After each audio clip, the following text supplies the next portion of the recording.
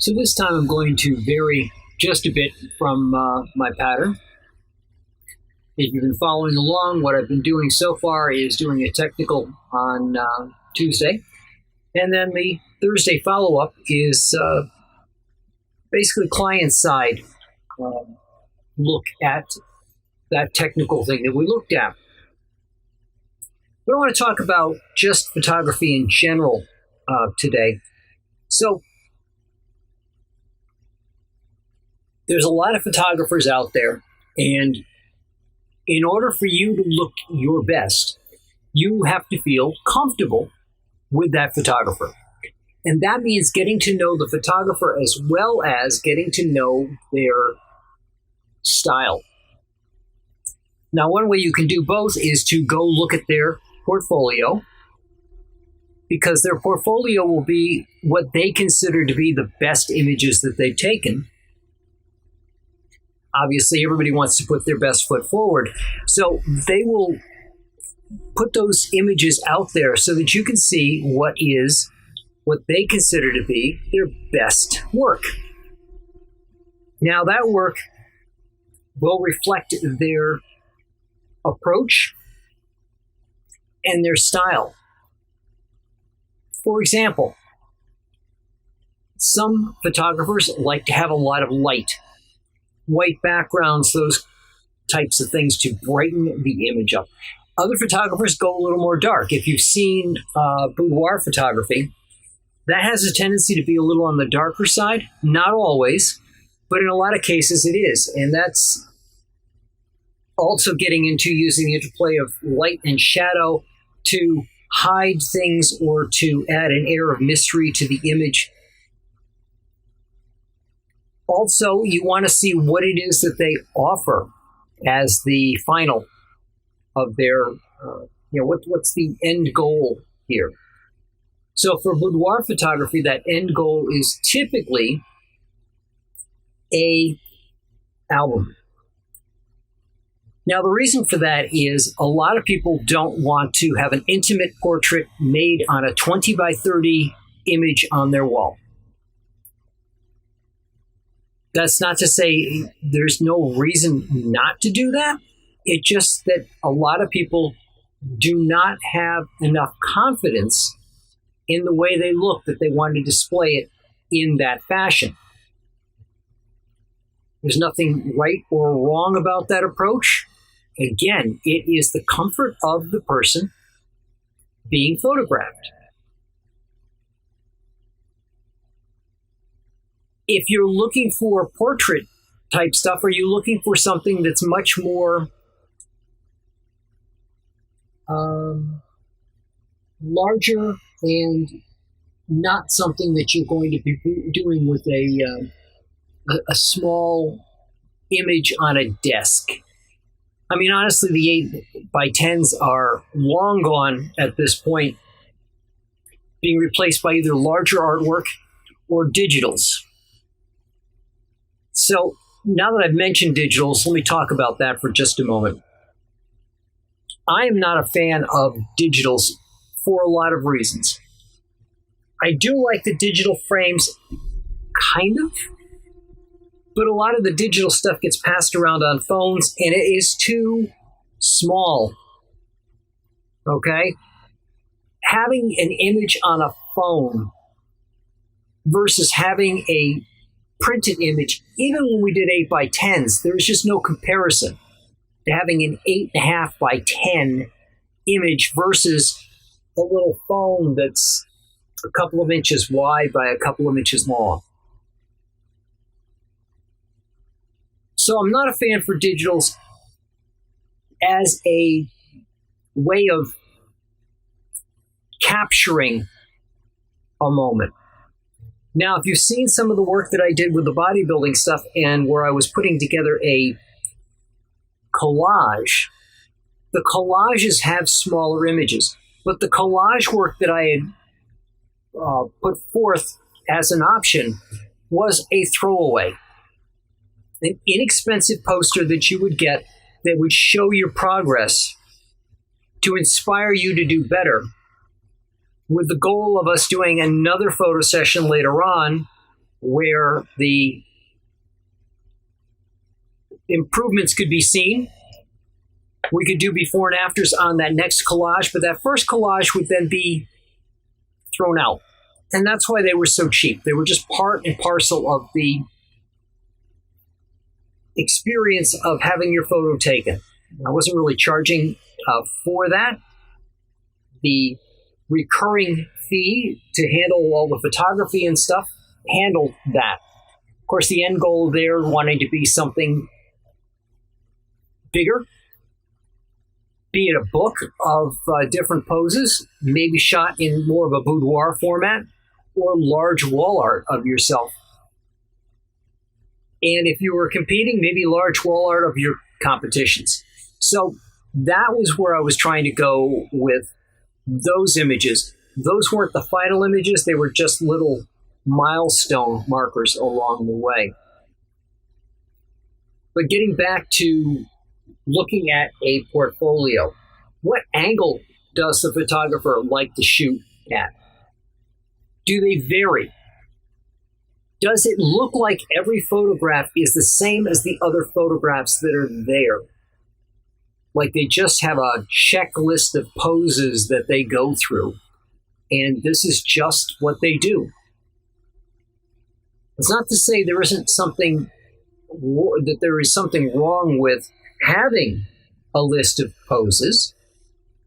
It's good to have a starting point, and a posing guide or ideas of what poses should be is a great way to start.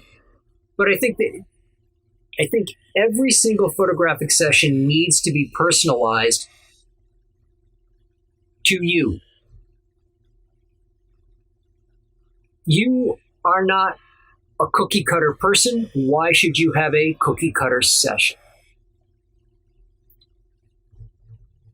And that doesn't matter whether I'm talking about a bodybuilding shoot, a boudoir shoot, or just a normal portrait shoot.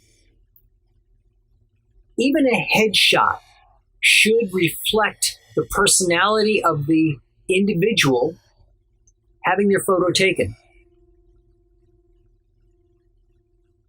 It shouldn't be, I heard that there's a photo booth, and that does give a little bit of posing advice in there as well, because you don't want to have somebody just get in there and sit face forward, click, click, click, and it looks like every other photograph that was ever taken. Completely devoid of all personality or creativity. Just this repetitive thing. Like an assembly line type of format. But by looking at the photographer's gallery, you can get a feeling for how they shoot. Does it look like they pose their models or pose the people like a model? Or does it look like what they shoot is more realistic? And what I mean by that is it doesn't look like it was posed. It looks like the person was more natural. And again, that comes back to having a good rapport with your photographer so that you're at ease when you're having the photographs taken and you don't look stiff.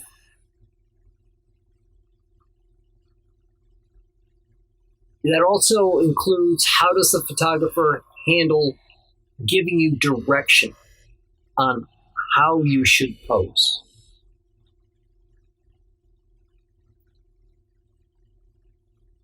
But again, I know some photographers will go through and crank out a bunch of images and have them ready for you right after the session. I don't work that way for a couple of reasons. The first reason is I like to shoot in RAW format, and RAW format doesn't lend itself to going out the door immediately. It needs to have adjustments made to it. It's because it captures so much information of what the camera sees that it needs to be adjusted to meet the style of the photographer, me.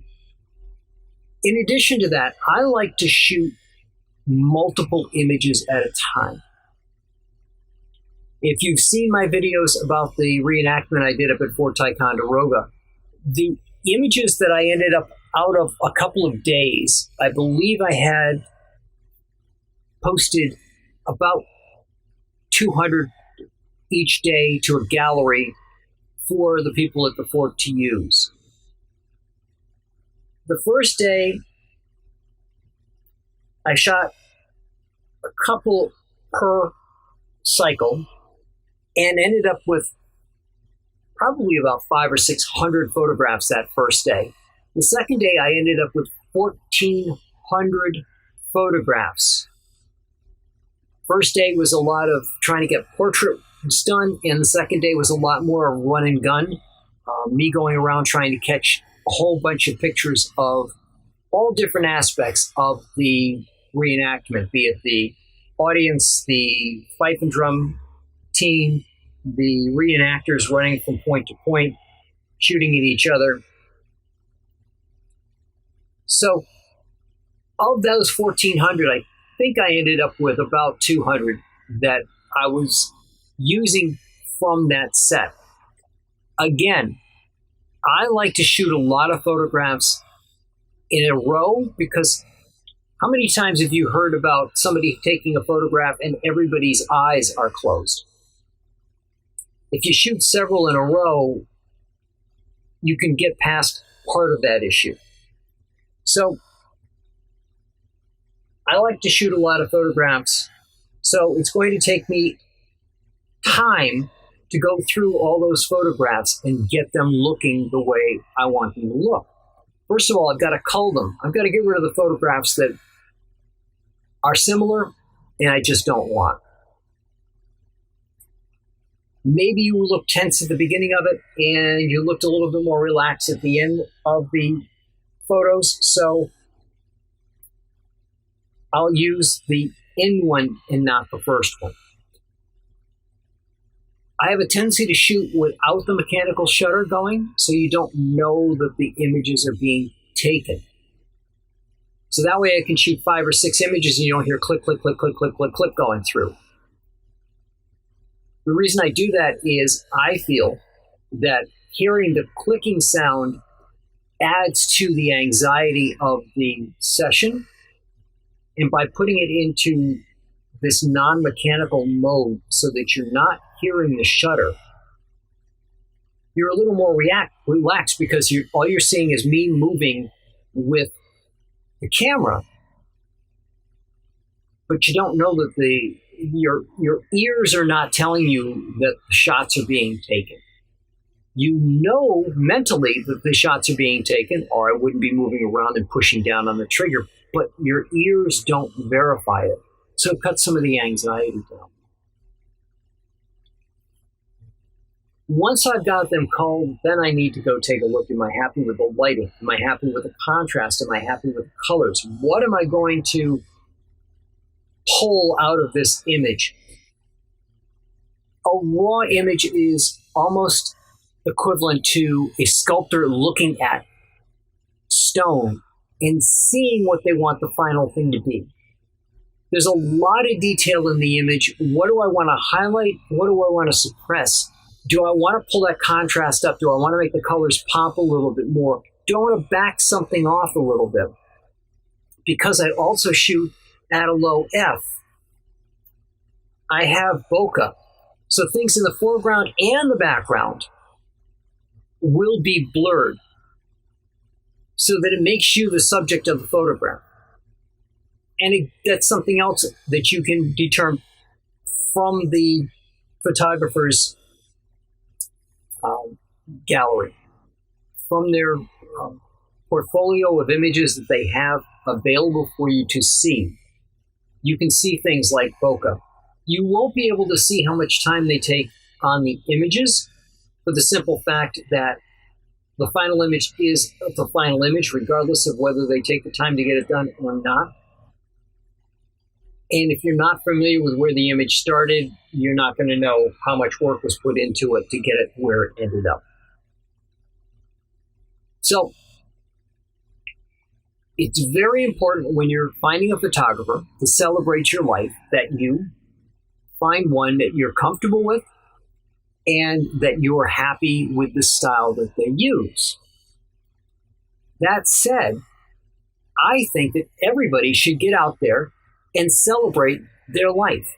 I think everybody should have fantastic images of themselves and their family. Why wouldn't you? I know a lot of people will just take the photographs and leave them on their phone, but what is the purpose of that? It's just something that's captured on a phone, and how many people lose the photographs on the phone? Having an album of yourself from a boudoir session, having an album of your family, and the only reason I say an album is if you don't have enough space on your walls, which not everybody does, to put up a display of your family, an album is the next best thing. The albums that I use for boudoir come in a box. They have a fake leather binding to it. They're just gorgeous. It's something that you would feel proud to put on your shelf, not even considering the fact how proud you'll be as you go through page by page. And that gets back to what I was saying about what is the final product that photographer is going to give you. But nowhere in there did I talk about the experience except from the level of comfort. Now, the experience, unfortunately, is not anything you're going to be able to tell directly from their gallery necessarily. You might be able to pick up something as to the unease or comfort that the person is showing in those photographs. But again, you are going to have an experience. This is not just something that is a photograph that's on the wall. It's an entire process of you showing up, hair and makeup done, outfits ready to go, changing outfits, going through different poses. Whether it's just you or you and your family, it's an experience for everybody. Something that when you look at the photographs, you're not only seeing the image that was taken, that frozen moment in time, but you're also having something in front of you that reminds you of the experience and everything that you did to get there, and everything that you went through during that experience. Hopefully, happy enough that you want to repeat that experience a couple years down the road when your family grows a little bit more. Or you're a bodybuilder and you think you got it nailed this year for your competition and you want to make sure that those pictures are captured. Whatever reason you have to want to celebrate, it would be my pleasure and honor to be able to capture those images, and it would also be phenomenal if you then decided you wanted to come back and get more images down the road. So these are my beliefs as a photographer. That you're comfortable, that we capture the best parts of you, and that we display them in a certain way that highlights you and fits your environment. Now, I know some people are going to say, well, photography is expensive when you start talking about pictures and albums and things like that. And yes, it is. That's why I am so dedicated to people getting artwork of themselves and their families on the wall, that other than some money up front, I don't care if we spread the payments out over 2 years, interest-free. my goal is to, for myself, obviously, make enough money that this is what I do full time. But at the same time, I realize the economy is what it is, and that people may not be able to come up with all that money up front. And that's why I decided to go with 2 years, interest-free. So it ends up being maybe a third up front or less, depending on what the final product is going to be. And then monthly payments for the next 2 years. And while we're getting it ready for you, because obviously anything that's going to be produced has to be sent out to be produced. If you wanted to kick in anything toward that 2 year, it comes off and we just adjust the payment at the end. So I would love to see everybody, and I mean everybody, capable of celebrating their lives. I want everybody to be happy with what they've got and available to celebrate, and in certain circumstances, depending on what the photo is, of course, show off how awesome you look in that photograph. That's what I got for you this week, and I will talk to you guys all next week. Have a wonderful week and a fantastic weekend.